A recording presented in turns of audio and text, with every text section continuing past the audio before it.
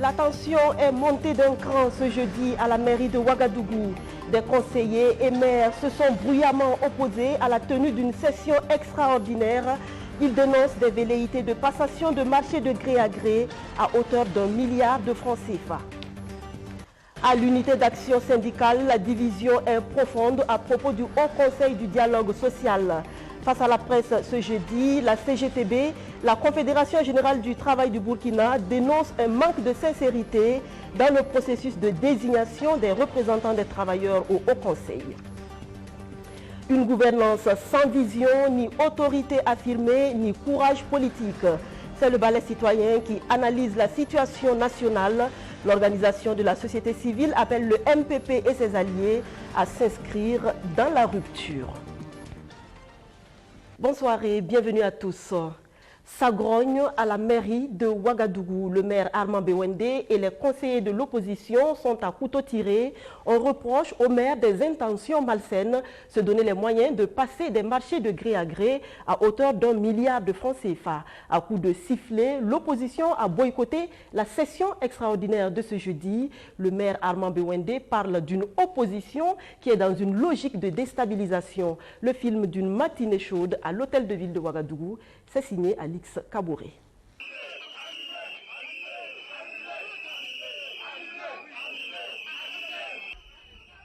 Un maire terrorisé, dépassé par les événements, Armand Bewende reste sans mots face à la réaction des maires et conseillers municipaux de l'opposition.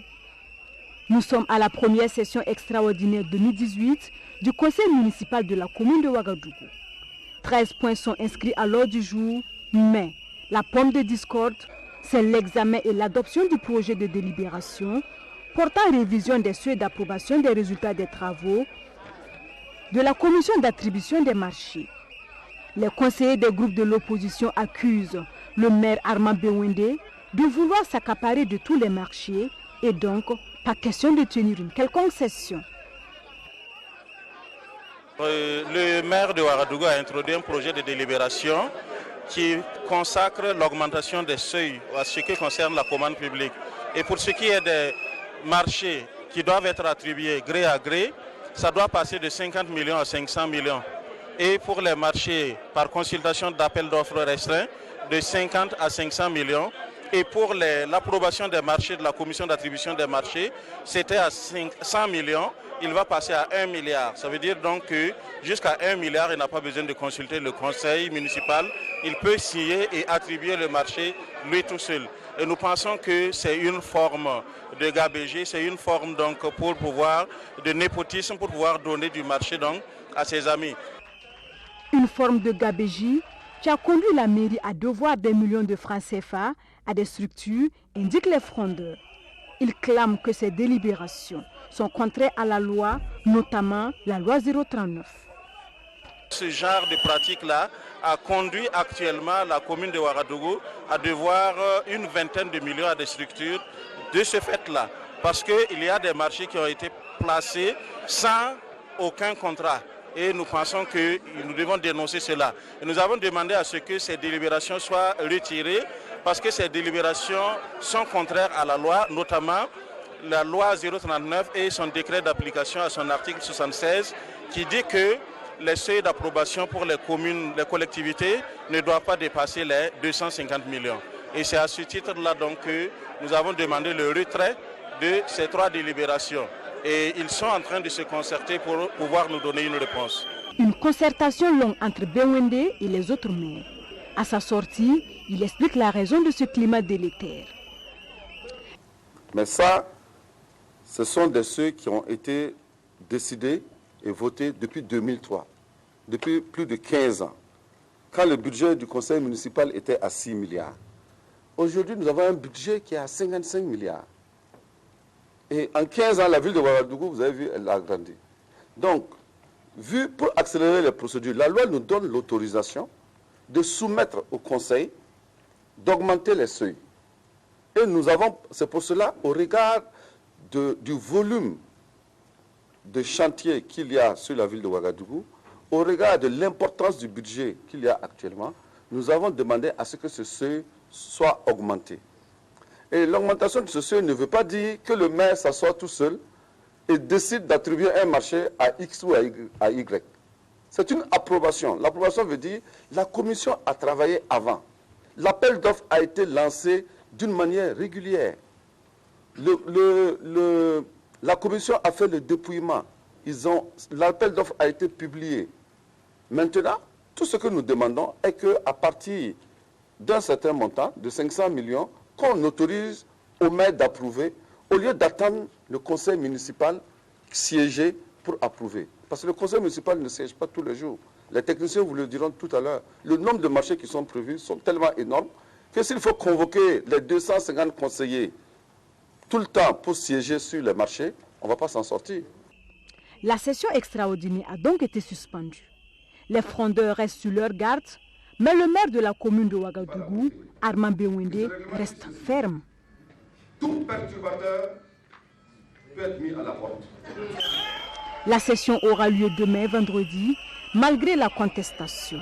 Toutes les dispositions seront prises pour sécuriser la session, a-t-il confié.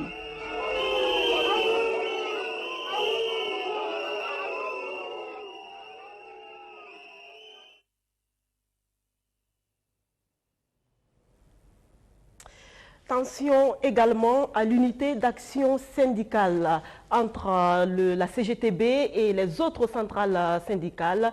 C'est la division autour du Haut Conseil du dialogue social. La Confédération générale du travail du Burkina ne se reconnaît pas dans la liste envoyée au Haut Conseil au nom de l'UAS. Son secrétaire général Bassol Mabazié estime que le dialogue social ne vaut que par la sincérité des acteurs, ce qui ne serait pas le cas actuellement. Alors la CGTB n'entend pas se faire complice d'un dialogue social de façade. Plus d'explications avec Roméo Kweta. Dans la désignation des représentants syndicaux au Haut Conseil du dialogue social, il n'y a pas eu de consensus au sein de l'UAS, l'unité d'action syndicale, selon le secrétaire général de la CGTB, la Confédération générale du travail du Burkina. Venant de l'unité d'action syndicale, c'est vrai qu'il y a une signature en bas. Mais la correspondance, quand vous regardez à l'entête, il y a l'unité d'action syndicale.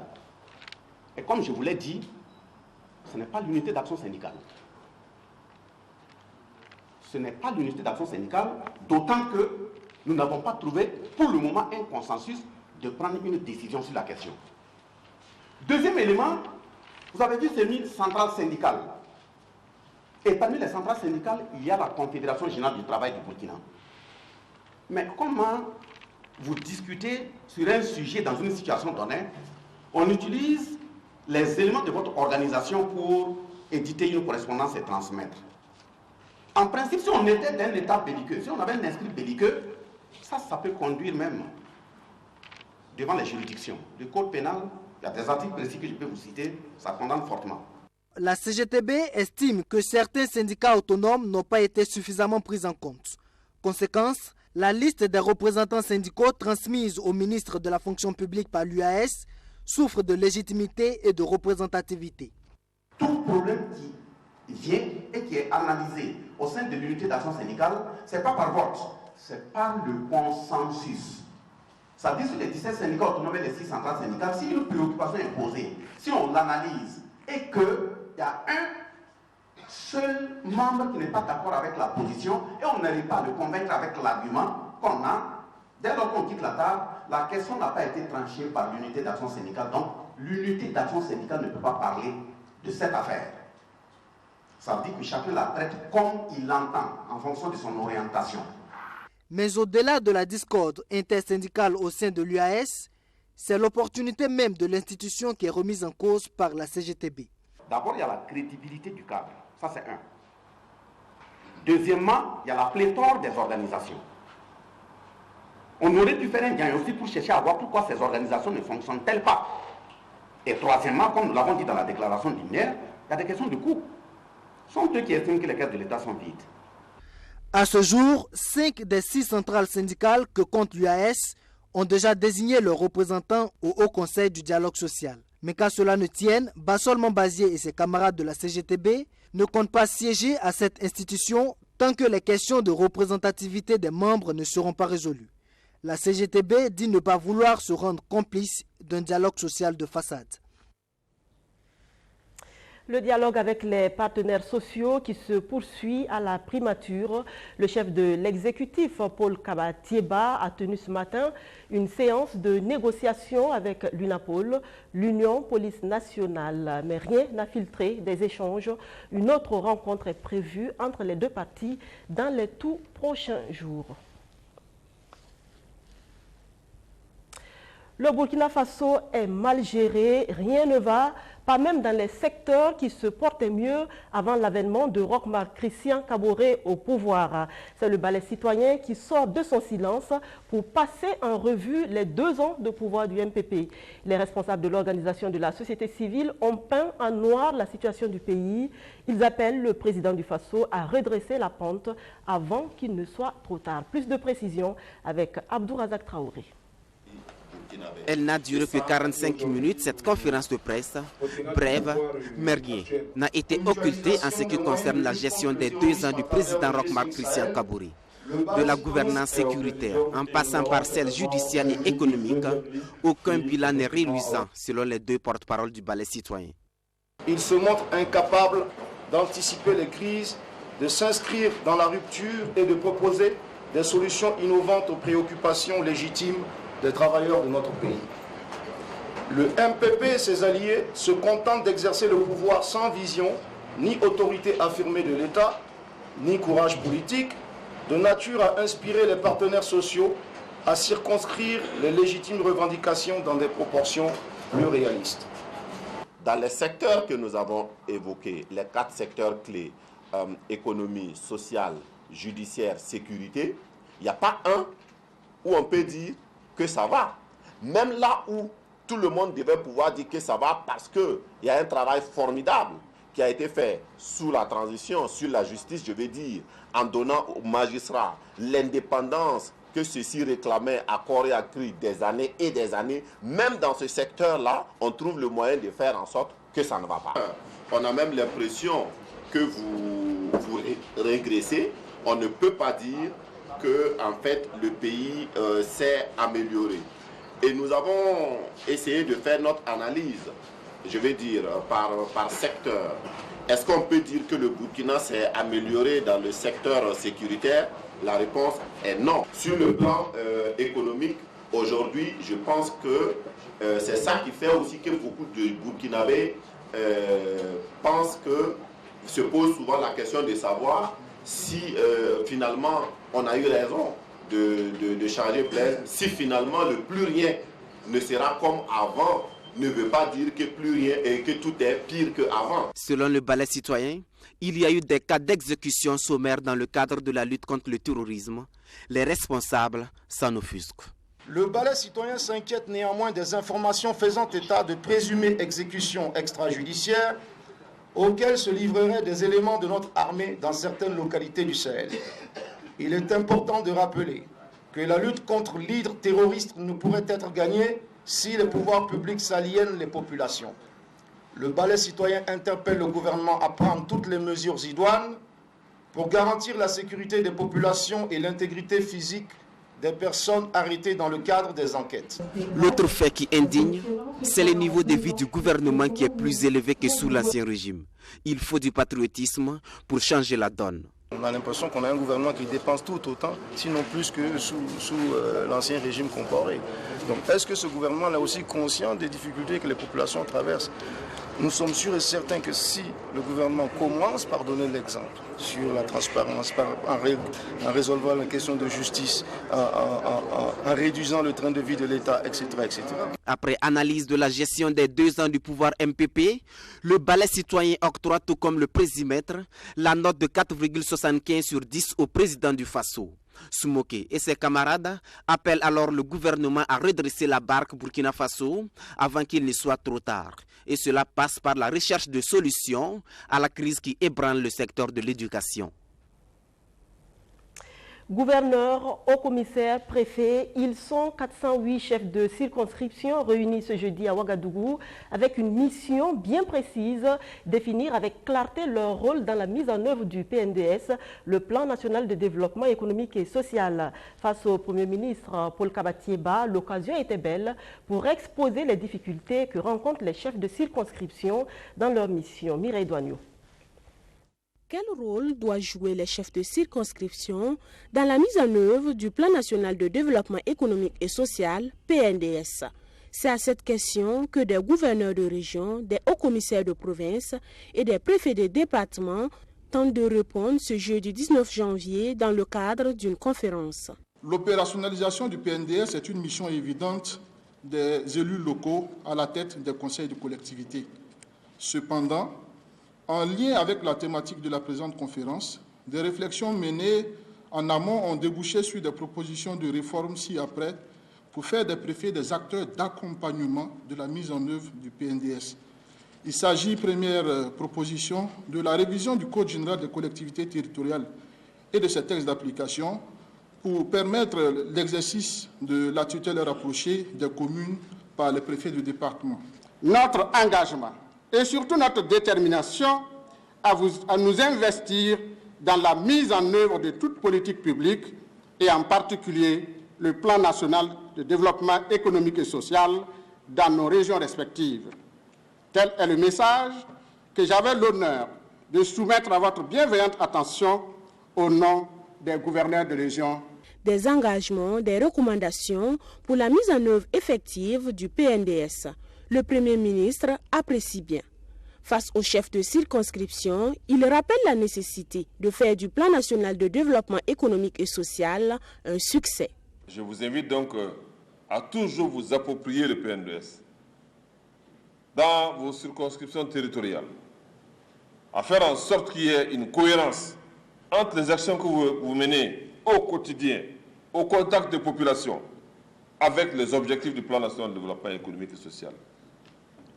La réussite du PNDS dépend de cette synergie d'action entre ce que vous faites dans les plans locaux de développement et ce que nous faisons au niveau centralisé, au niveau de l'État. Si, au niveau de l'État centralisé, au niveau du gouvernement, nous allons dans un sens et qu'au niveau des plans locaux de développement et au niveau régional, au niveau des plans régionaux de développement et des plans communaux de développement, on va dans un autre sens, bien entendu, les actions vont se neutraliser. C'est pourquoi il est vital que nous ayons la même vision, du développement du Burkina Faso et que nos politiques convergent dans le même sens. La conférence des chefs de circonscription administrative CCA a essentiellement été marquée par une communication sur le PNDS et avec des échanges à bâton rompu avec le Premier ministre Paul Kabatieba. Au total, 408 CCA ont pris part à cette conférence. C'est une cause qu'elle défend depuis 2 ans, le maintien du droit à l'alimentation dans la nouvelle constitution en élaboration. Pour y arriver, l'ONG Free World a entamé une série d'audiences auprès des autorités politiques, morales et religieuses. C'est dans ce sens que ces responsables sont allés à la rencontre de la communauté musulmane du Burkina. Roméo Kueta. Dans l'avant-projet de la Constitution remis au président du Faso en novembre dernier, figure le droit à l'alimentation dans ses articles 26, 29 et 135. Le maintien de ce droit dans la nouvelle Constitution en élaboration, c'est le combat de l'ONG Hunger Free World depuis 2 ans. Cette rencontre avec les responsables de la communauté musulmane vise à inviter ces leaders religieux à plaider pour la cause auprès des autorités burkinabées. Vous savez, nous sommes dans une situation où c'est une question de rapport de force. Et comme tout droit nécessite un accompagnement du gouvernement, nous pensons que le droit à l'alimentation est un droit que tous les Burkinabés doivent accompagner. Et quand vous dites menace, nous ne voyons pas ça comme menace, mais une opportunité pour que tous les Burkinabés puissent avoir ce droit-là dans la nouvelle constitution. Le président de la communauté musulmane s'est montré très attentif au plaidoyer de la délégation. Pour lui, c'est une cause noble étant donné que l'alimentation est un besoin fondamental de l'être humain. Nous luttons pour ça aussi. Donc, si nous avons quelqu'un qui est venu demander à la soutien de la communauté, nous n'hésiterons pas de la soutenir. Cette rencontre avec la communauté musulmane marque le début d'une série d'audiences auprès des autorités morales, politiques et religieuses pour la constitutionnalisation du droit à l'alimentation. À travers ce plaidoyer, Hunger Free World veut œuvrer à créer un environnement favorisant les actions contre la faim au Burkina Faso. Dans l'arrondissement 6 de la ville de Ouagadougou, l'opération Zéro tas d'ordures est en marche. Une opération de salubrité, mais aussi de sensibilisation. Et puis, il y a ce geste du maire Jean Nakoulma, des kits scolaires et des sacs de céréales pour des populations vulnérables. De quoi donner le sourire en ces temps difficiles. Safiatou Balima, Arsène Konditamdi. C'est un maire qui place le social au cœur de son action. Le patron de l'arrondissement 6 de la ville de Ouagadougou. Des sacs de maïs et des kits scolaires remis à ses veuves et orphelins de l'arrondissement. Au total, plus d'une centaine de kits scolaires et 70 sacs de maïs ont été distribués. C'est une idée très ancienne et une pratique qui se faisait et qui voulait, n'est-ce pas, que dans le budget de l'arrondissement, on puisse réserver une part aux personnes nécessiteuses parce qu'elles sont avec nous, elles sont dans l'arrondissement et elles contribuent autant que faire se peut aussi au développement et en tout cas à la construction de l'arrondissement. Les bénéficiaires apprécient ce geste et exhortent les responsables de la mairie à continuer dans cette lancée. Quand je vais aller à l'école, je vais bien étudier pour qu'on soit fiers de moi. Demain, moi aussi je pourrais partager les maïs là aux autres qui en ont besoin. Je suis très contente de voir les maïs qu'ils doivent partager à mes parents. C'est ma première fois d'avoir ça, donc je suis très contente ce matin. Dans le cadre du projet Zéro cas d'ordures initié par la mairie, les 5 secteurs de cet arrondissement ont eu droit à une opération d'assainissement. À l'orée de cette année 2018, c'est de lancer cette grande action qui est Zéro tas d'ordures dans l'arrondissement 6. Depuis fort longtemps, on avait sollicité la commune de nous aider parce que notre arrondissement avait comblé beaucoup de tas d'ordures au sein de l'arrondissement. Donc la commission avait identifié tous les tas d'ordures. Donc on demandait à la commune de nous aider. Et Dieu merci, avec l'appui tout, il nous a aidés avec une pelle chargeur. Et hier c'était 6 bennes qu'on a reçues, aujourd'hui c'est 4. On pense que tout ce mois-là, ils seront au sein de notre arrondissement pour embellir tout l'arrondissement. Des sensibilisations vont être organisées au profit des populations sur la gestion des ordures afin d'éviter les inondations. La vie peut être éprouvante et parfois même injuste, mais cela ne veut pas dire qu'elles doivent être insupportables, que nous ne pouvons pas goûter à ces plaisirs, même dans l'adversité. L'humour, croyez-moi, est l'outil idéal pour dédramatiser l'existence. Apprenez à rire de tout et vous verrez que la vie est agréable et incroyablement drôle. J'ai été ravie d'être avec vous au 19h30. Je cède ma place à Aubin Guébré pour le reste de la semaine. Je vous retrouve lundi prochain avec le même plaisir. Bonsoir.